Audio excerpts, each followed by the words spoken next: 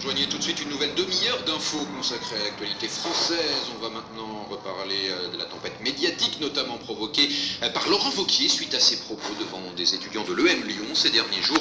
On reviendra également sur le projet de loi Asile et Immigration présenté en Conseil des ministres en ce moment même, bien sûr. Mais ce midi, RFI, c'est aussi une invitation au voyage à bord d'une frégate du XVIIIe siècle, ou plutôt de sa réplique, celle de l'Hermione, qui emmena naguère le marquis de Lafayette soutenir les insurgés américains en pleine guerre d'indépendance. Aujourd'hui, le navire n'est plus un bateau de guerre. Au contraire, même son équipage est formé de 80 jeunes qui ont des valeurs en partage. Ce sont des gens qui ont été sélectionnés parce qu'ils étaient déjà très motivés. C'est des gens qui étaient engagés, souvent, engagés dans les actions humanitaires, dans des ONG, qui étaient militants. Et ce matin, l'Hermione a repris la mer, direction la Méditerranée pour promouvoir la francophonie. On verra ça tout à l'heure avec le reportage de Pierre Olivier. Et puis du cinéma également à suivre. Le dernier film de Guillermo del Toro sort aujourd'hui en France. Lion d'or à Venise en septembre dernier. La forme de l'eau est aussi le favori des prochains Oscars aux États-Unis. Bande annonce. Cette chose vous semble peut-être humaine.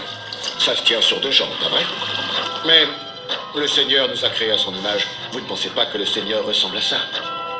La forme de l'eau de Guillermo del Toro, on en parlera tout à l'heure un peu avant 13h avec Sophie Torlotin. Mais pour l'instant, c'est le rappel des grands titres de l'actualité. RFI. Et l'actualité de ce mercredi 21 février, c'est d'abord le déluge de feu sur la route orientale qui ne connaît aucun répit en Syrie. Les bombardements meurtriers du régime de Bachar el-Assad se poursuivent plus que jamais sur l'enclave assiégée depuis 5 ans. C'est même un véritable bain de sang. Ils ont fait plus de 270 morts ces 4 derniers jours seulement. Aux États-Unis, c'était il y a une semaine exactement la fusillade dans une école de Parkland en Floride. Elle a fait 17 morts parmi les élèves.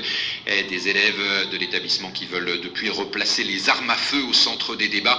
Aujourd'hui, ils doivent notamment rencontrer des élus pour dénoncer leur inaction face à la multiplication des tueries de ce type. À retenir également en France la présentation de la loi Asile et Immigration au Conseil des ministres. Le texte soulève toujours de vives inquiétudes, on en a beaucoup parlé ici même. Et puis la France compte désormais 14 médailles aux Jeux Olympiques de Pyeongchang. La dernière est tombée il y a un peu plus d'une demi-heure maintenant. Elle est en bronze, elle est signée du sprint par équipe. Messieurs, en ski de fond, l'actualité de ce mercredi, c'est aussi en Afrique et ce sera avec vous, Sébastien Duhamel. Bonjour. Et bonjour Jean-Baptiste. Qu'est-ce qui fait la une sur le continent aujourd'hui, Sébastien? On reviendra sur la visite de George Weah en France, 2e jour de visite aujourd'hui, et ce déjeuner qu'il attend à l'Elysée avec son homologue Emmanuel Macron, et beaucoup de personnalités du monde du foot qui seront également de la partie. Et puis la Guinée également dans Afrique Midi, Jean-Baptiste, avec l'acte 2 des élections municipales.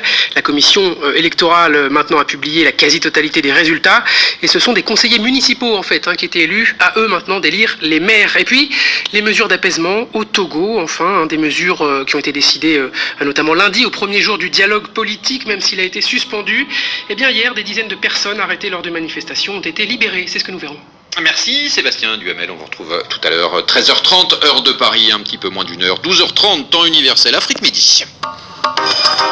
La bourse avec Investir. Et on file tout de suite jeter un œil